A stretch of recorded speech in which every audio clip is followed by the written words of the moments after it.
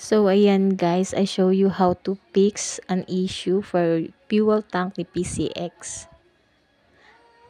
Ganyan siya kahirap buksan. So, kailangan mo siyang kalabitin. Yan. Ganyan. As in, di kuhit-kuhit ka pa dyan. So, I'm gonna use the rubber band. Siya yung rubber band na nakatali sa tools, yung pring tools. Tapos, nilagay ko lang siya dyan. Ganyan. And then, try natin.